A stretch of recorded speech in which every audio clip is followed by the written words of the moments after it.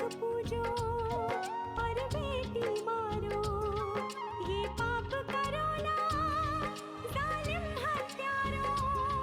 मत पाप करो, मत पाप करो। क्यों मारते हो बेटियां जब पूजते हो कंजकी। तुम्हें माँ ने जन्मा और दूध पिलाया, इस दूध का तुमने ये कर्ज चुकाया, ये कर्ज चुकाया। बेटी की हत्या का पाप कमाया। मत पाप करो, मत पाप करो। क्यों मारते हो बेटियां जब पूजते हो कंजकी। बिन बिटिया स्वर्ग अधूरा। थोड़े दिन की बात और है, अपनी बेटी पर नजर रखिए, उसके बाद कई जिम्मेदारी हमारी है, फिर आपको चिंता करने की कोनो जरूरत नहीं। हर इंसान की जिंदगी में एक दिन ऐसा आता है जब उसे इस बात का एहसास हो जाता है कि वो कहाँ सही था कहाँ गलत। सारी गलतफहमियां दूर हो जाती हैं। गांव हो या शहर हो, हर जगह बस एक यही समस्या है। लेकिन अगर इसके पति ने इसको निकाला तो इसके सास ससुर ने नहीं समझाया उसको। उनके कहने पे ही उसने सब किया है। इसको निकालो निकालो, तीनों बच्चों को भी निकाल दिया।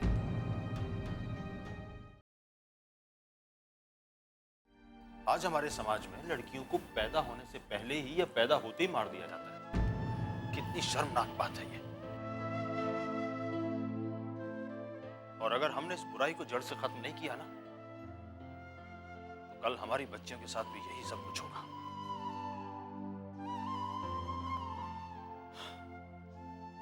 चलिए मैं चलता हूं आपके साथ। अश्विन जी, मैं भी चलती हूँ। अरे बेटी, ऐसी हालत में तुम कहाँ जाओगी? अश्विन सब संभाल लेगा ना? अंकल जी, मुझे भी जाना है इनके साथ। मुझे इनकी सहायता करनी है अंकल जी। इनके पति से मिलकर मुझे उन्हें समझाना है कि लड़का हो चाहे लड़की, सब भगवान की देन है। और मैं पुलिस से मिलकर इनकी परेशानी समझाने में इनकी मदद करना चाहती हूँ। ठीक है, मगर संभाल कर जाना। चलिए।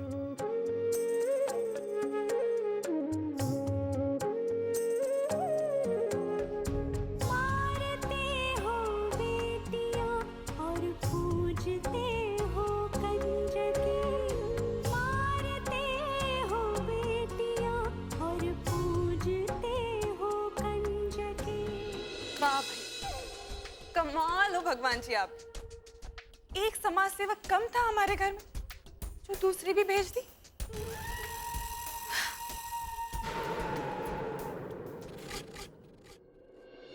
अरे सुशीला, कितना वक्त लगाओगी? बस आ रहे हैं। आ रहे कर रही हो, कब आओगी? चले चले चले, लीजिए हम लोग आ गए। कितना टाइम लगता है तैयार होने में? अरे अब मैं अकेले थोड़ी ना हूँ तैयार होने के लिए, अनु भी तो है। ओह, पहले तो सिर्फ रानी साहिबा तैयार होती थी, अब तो राजकुमारी साहिबा भी है। वो तो है। हम हॉस्पिटल जा रहे हैं, कहीं घूमने नहीं जा रहे। इतना तैयार होने की क्या जरूरत थी? मालूम है, पर बाहर तो जा रहे हैं ना, इसीलिए तैयार होना बनता है हमारा। क्यों अनु? और नहीं तो क्या। जैसी माँ वैसी बेटी। हाँ। अच्छा एक बात बताइए, हमारे तैयार होने से आपको इतनी जलन क्यों हो रही है? मैं जल नहीं रहा हूँ, लेट हो रहा हूँ। ऑफिस जाने से पहले अनु के सारे टेस्ट करा के रिपोर्ट्स लेनी है। चलो अब। जानती हूँ। आप अपने ऑफिस में बता दीजिए कि आपको कुछ जरूरी काम है, फिर प्रॉब्लम नहीं होगी। वो मैं बता चुका। तो फिर टेंशन क्यों ले रहे हैं? जल्दी चलिए। चलो। अरे वो इसके पुराने रिपोर्ट्स की फाइल ले ली ना? हाँ बाबा, मैंने सब रख लिए। चलिए, देर हो रही है, अब आप देर कर रहे हैं, देखिए। अच्छा जी। चलो जल्दी चलो।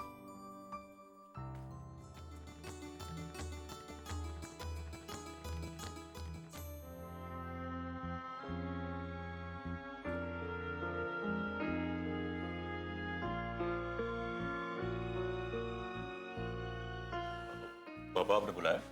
हाँ बेटा, तुमसे कुछ जरूरी बात कहनी है। बोले ना। देखो, अनीता तुम्हारी पत्नी है, इस घर की बहू है। तुम्हारी इज्जत अनीता के साथ जुड़ी हुई है, इसलिए उसे समझाओ कि हर एक के साथ जरा संभल कर बात किया करे। मैं कई बार तो समझा चुका हूं उसे, वो सुनती कहाँ है। करती वो वही है जो उसे करना है। लेकिन ये तो ठीक बात नहीं है बेटा।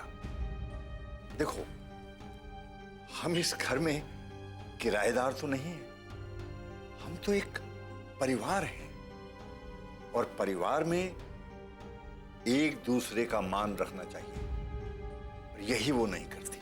मैं जानता हूं पापा कि इस घर में ज्यादातर लोग उसे पसंद नहीं करते। ऐसा नहीं है बेटा कि लोग उसे पसंद नहीं करते, बल्कि वो लोगों को उसे पसंद करने का मौका ही नहीं देती।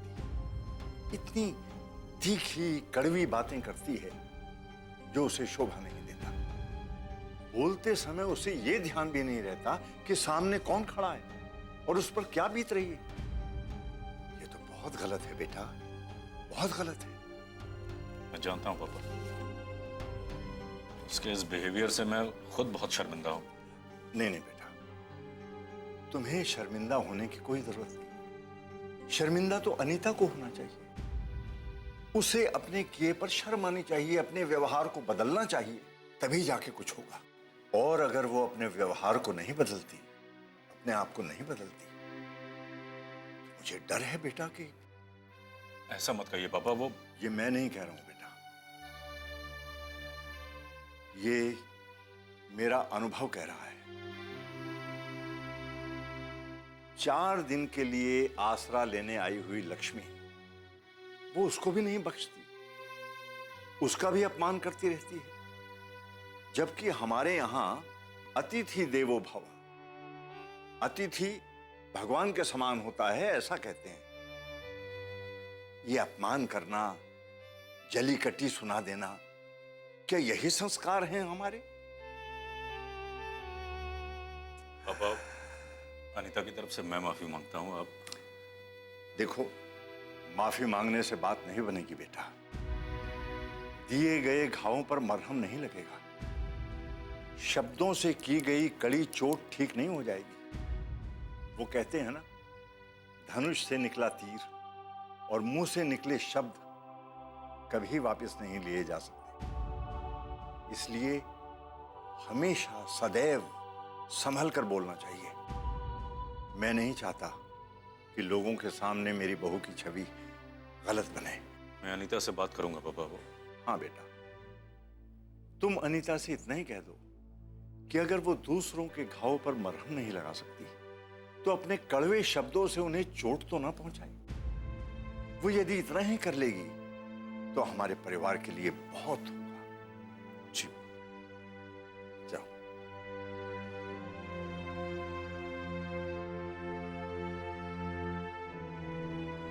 बिन बिटिया स्वर्ग अधूरा।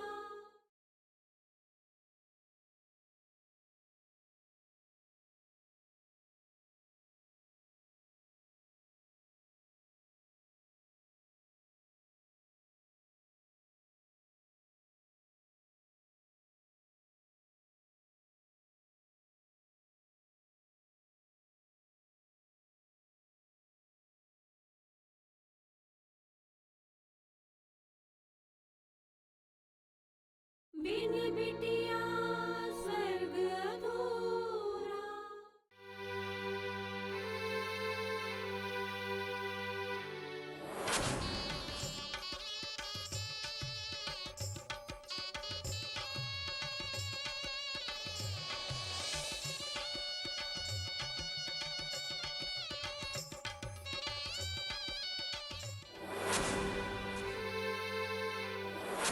जो कुछ भी हुआ ठीक नहीं हुआ ठाकुर साहब। हमें अपने आप पर काबू रखना चाहिए था। नंदिनी, तुम ऐसे क्यों कह रही हो? तुम्हें मुझ पर भरोसा नहीं है क्या?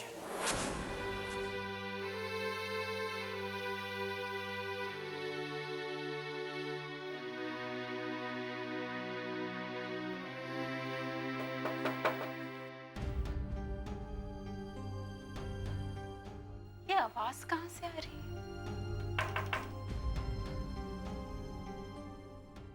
दरवाजा तो खुला है, फिर कौन?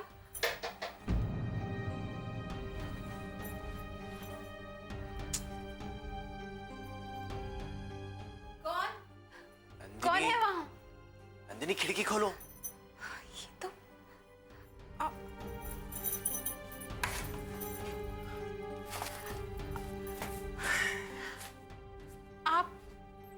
यहाँ क्या कर रहे हैं? अरे मैं तुमसे मिलने आया हूँ। लेकिन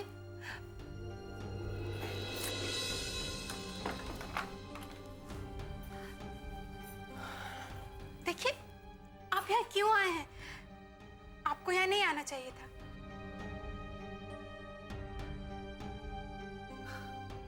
तुमसे मिलने? आज तुम मुझसे मिलने नहीं आई थी ना नंदिनी। तुमसे मिले बिना मैं रह नहीं सकता। बस अपने आप को रोक नहीं पाया और चला आया। लेकिन किसी ने आपको देख लिया तो अनर्थ हो जाएगा। तो हो जाने दो ना अनर्थ।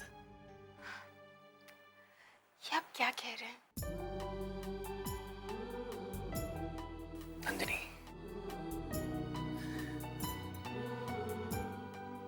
नंदिनी मैं तुमसे बहुत प्यार करता हूं। मैं तुम्हारे लिए कुछ भी कर सकता हूं। मैं किसी से भी लड़ सकता हूं, किसी को भी मार सकता हूं।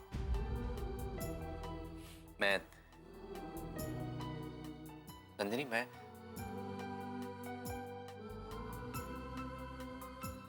तुम्हारे लिए जान भी दे सकता हूं।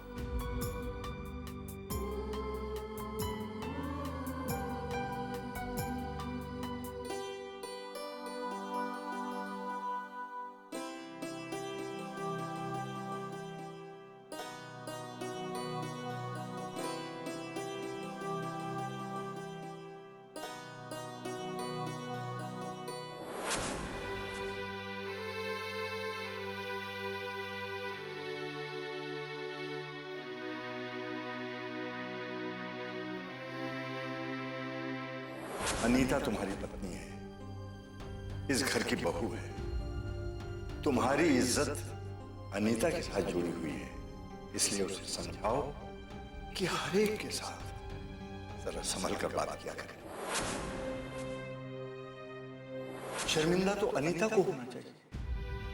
उसे अपने किए पर शर्म आनी चाहिए, अपने व्यवहार को बदलना चाहिए, तभी जाके कुछ होगा।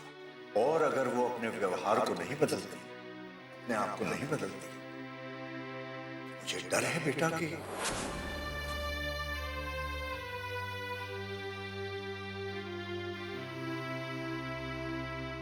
चार दिन के लिए आसरा लेने आई हुई लक्ष्मी, वो उसको भी नहीं बख्शती, उसका भी अपमान करती रहती है।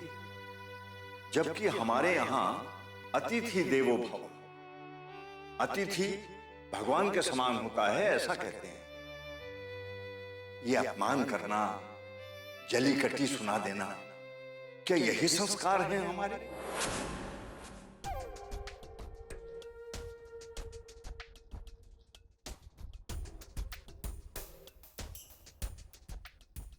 खाना खाया आपने? कब सुधरोगी तुम? बिन बिटिया स्वर्ग अधूरा।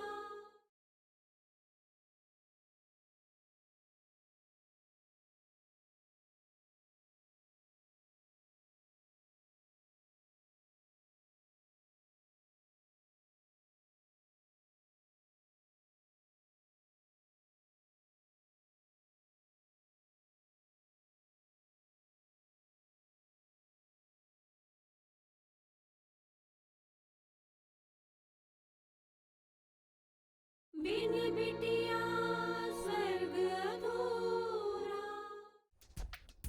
खाना खाया आपने?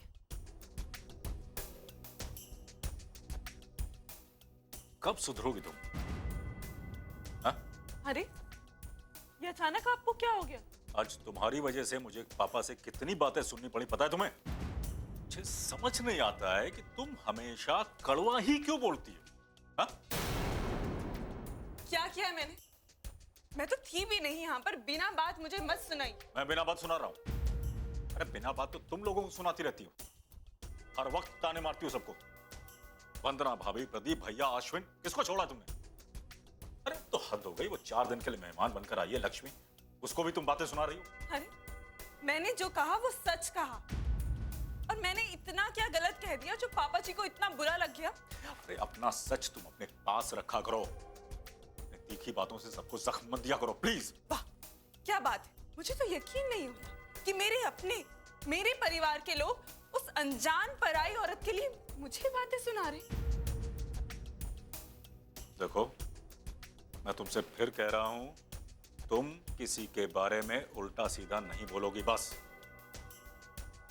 तुम्हें पता है आज तुम्हारी वजह से पापा ने क्या क्या कहा मुझे। सारी बातें सुनने के बाद उनके सामने नजर तक नहीं उठा सका मैं। अब मैं भी कहती हूँ, संभल जाइए। ये सब लोग ना आपको और मुझे अलग करना चाहते हैं, ताकि आप वही करें जो ये चाहते हैं। तुम बकवास बहुत करती हो। बकवास नहीं, सच कह रही हूँ। एक दिन ये सारे भाई बहन मिलकर आपको ऐसा धोखा देंगे, तब आपको अपनी पत्नी की बात याद आएगी। You are impossible। तुमसे मैं हार गया हूँ। तुम्हें मैं तो क्या, तुम्हें ऊपर से भगवान उतर आए ना, वो भी नहीं समझा सकता। अरे लेकिन देखो सुनो, मैं सिर्फ इतना चाहता हूँ कि आज के बाद तुम किसी के बारे में कोई फालतू बकवास नहीं करोगे, समझे तुम?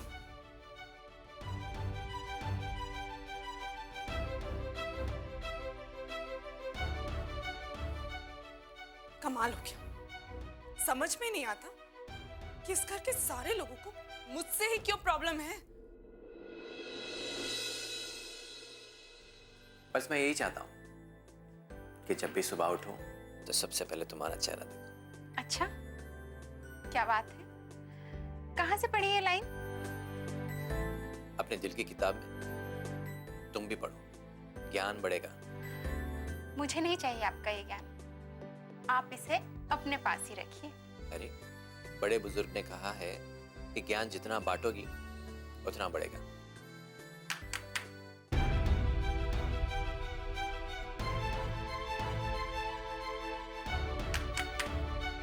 नंदिनी, माँ, माँ आई है। मैं कहाँ छुपूं? ओ नंदिनी, दरवाजा खोल बेटा। आई माँ।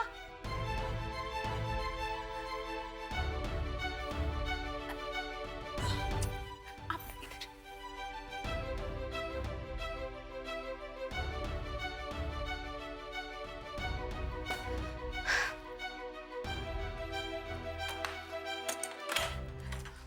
कितनी देर लगा दी तूने दरवाजा खोलने में? क्या कर रही थी? चल खाना खा ले। माँ, अब वो आज मैं यहीं ऊपर ही खाना खाऊंगी। क्यों? अब वो माँ, मेरी तबीयत, हाँ मेरी तबीयत ठीक नहीं है। क्या हुआ? बुखार तो नहीं है? माँ वो मेरे सर में दर्द है। हाँ सर में दर्द है मेरे। ओह, कोई दवाई वगैरह ली? हाँ हाँ ले लिए मैंने, दवाई ली है। अच्छा ठीक है, तू कमरे में ही आराम कर, मैं खाना भिजवा देती हूँ। हाँ माँ ठीक है। अरे ठाकुर साहब के लिए भी तो खाना चाहिए होगा। माँ, अब आज वो खाना थोड़ा ज्यादा भिजवाइएगा। ज्यादा?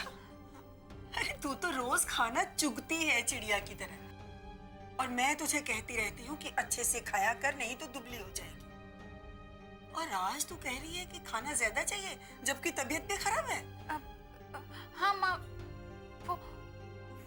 वो मैंने कल रात को भी खाना नहीं खाया था ना, तो बहुत जोरों की भूख लगी है। वो माँ। अच्छा अच्छा ठीक है, भिजवा देती हूँ, तू आराम कर।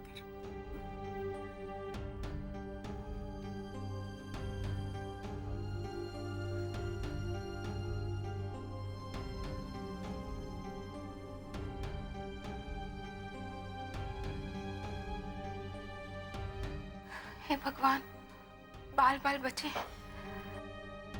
बिन बिटिया स्वर्ग अधूरा।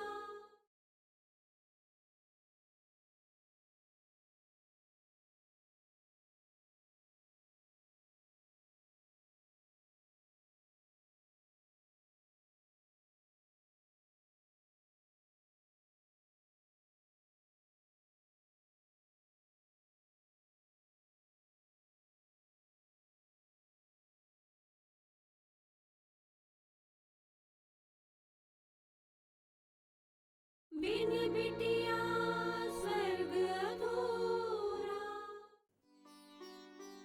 हो क्या हो गया है आजकल लोगों को, समझ में नहीं आता प्यार से रहना क्यों नहीं जानते।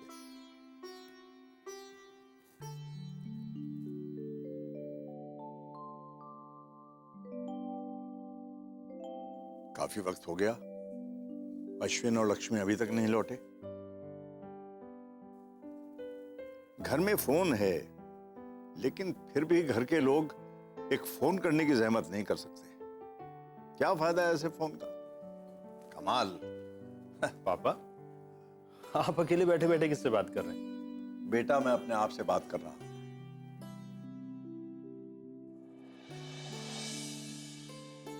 अश्विन बेटा, कम से कम एक फोन तो कर दिया होता।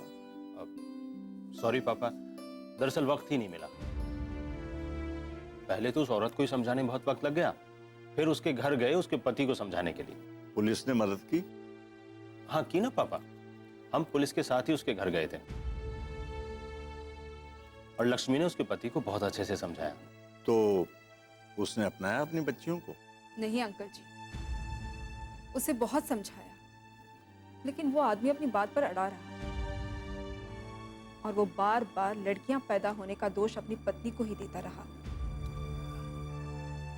ये सब अशिक्षा के कारण होता है। ये लोग पढ़े लिखे नहीं हैं, इसीलिए ऐसा सब कुछ करते हैं। हाँ पापा, थोड़ा वक्त लगेगा अभी,